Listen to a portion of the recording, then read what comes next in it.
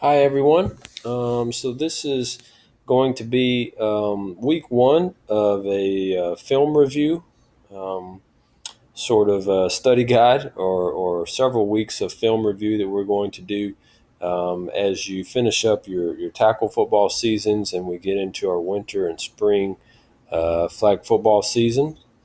My goal in doing this, and I've been wanting to do this for a while, but my goal in doing this is to really try to add value for the coaches, for the parents, for the players, and bring hopefully some knowledge and an educational component to the game from my experiences playing, and hopefully we'll have some other guests on this to provide some value as well. But what we want to look at for week one of our film review is we're going to look at cover one. Cover one, we're going to look at it from a defensive perspective, but mostly from an offensive perspective, as that is where most of my knowledge comes by playing a position of quarterback. So what we're going to look at here is a game in our Ocala League last winter. This is in the seventh and eighth grade division between the Lions and the Cowboys. And so this was a really good example that I was able to film last year of cover one. All right, so cover one, and what I mean by that is that each defender is responsible man coverage on the person they're lined up across from. All right, and then you have one, cover one, or man free. You have one defender, one free defender in the back that's responsible for not allowing anything over the top and trying to read the quarterback's eyes and cover sideline to sideline. So that is what cover one looks like. That is what another term for cover one is man free. Your man to man coverage underneath, and then you have one free safety over the top of everything. All right, and then in this particular play, the Cowboys have a really good plan of attack, a really good play here to defeat cover one, and we'll see what that looks like. So what they're going to do is they're going to take this receiver, and they're going to kind of clear out here. He's going to kind of head kind of across the middle there. They're going to run our outside receiver right underneath this clear out. They're going to take this receiver and they're going to run him on a wheel. All right, they're going to kind of clear out with this receiver right here. And they're going to take their center and have him on a flat that could potentially turn into a wheel route as well. Okay, and then this is first down. So as you know, first down, we get 3 downs to get a first down. We have 15 yards to get a first down. So we're just looking for on each down. We're looking to try and get 5 yards. So we can get 5 yards per down. We're going to get a first down, and then we'll have 4 downs to score. All right. So let's see how this play plays out here.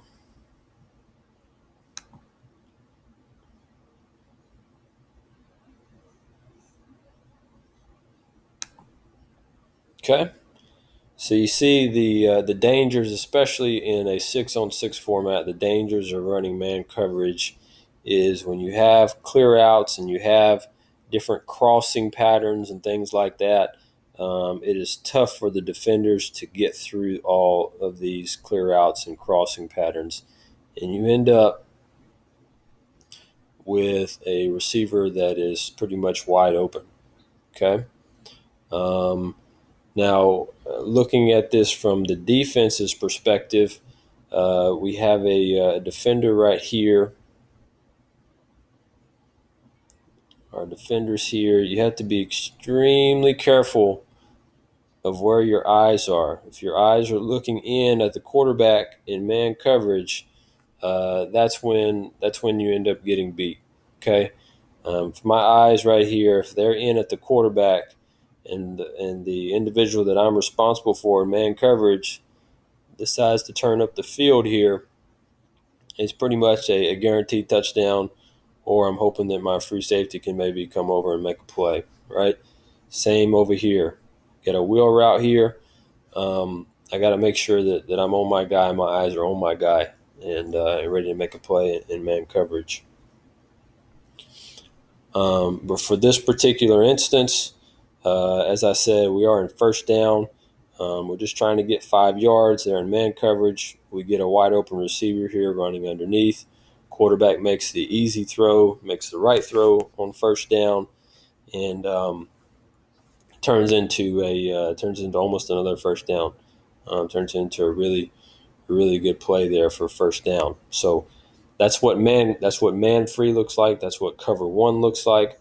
And now I want to take a look at one of my favorite plays against man coverage when I was playing, and that is an inside fade, or some people refer to it as a slot fade. All right, so we're going to take a look. There's a couple of them that the Bills ran that I thought was pretty good. This one right here is a really good example. And we'll take a look at this real quick.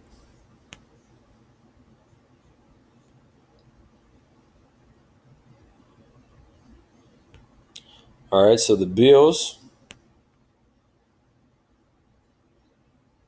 are in a 3-by-2 look. All right. Let's let the video play out just a little bit more here.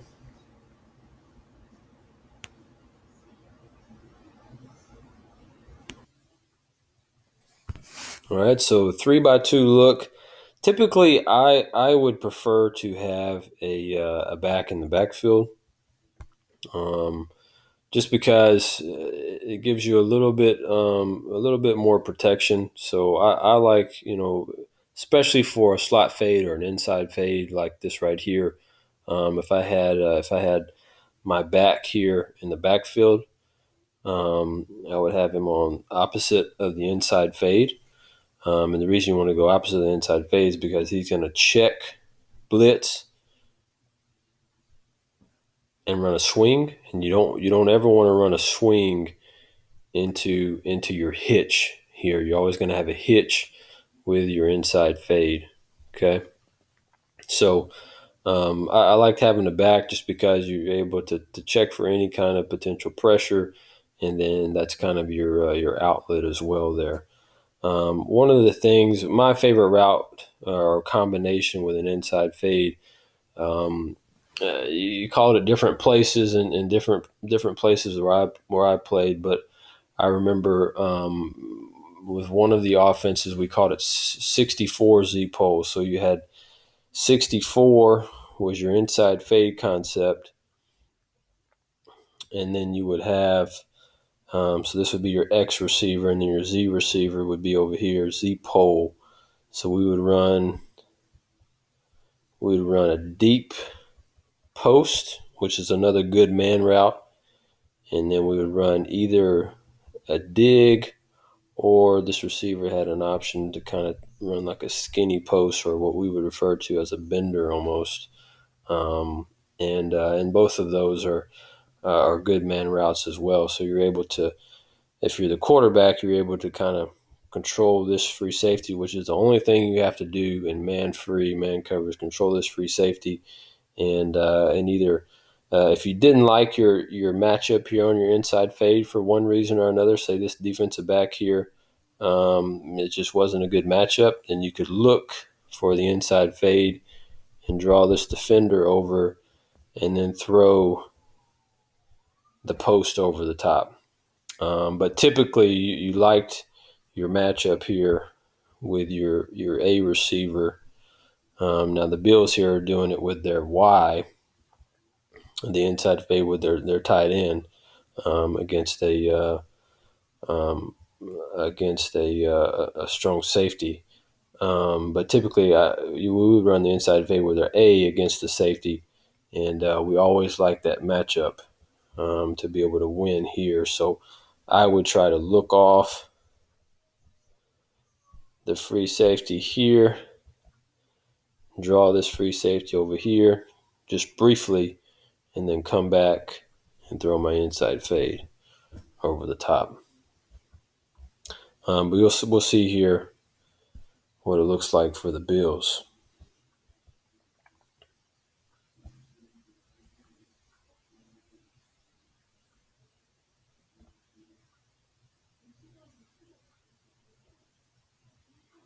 So already the Y had a good bit of cushion to make up. And so Josh Allen, the quarterback for the Bills, says, it's going to take a little bit too long. So he comes back over here to his slant flat concept that they have going.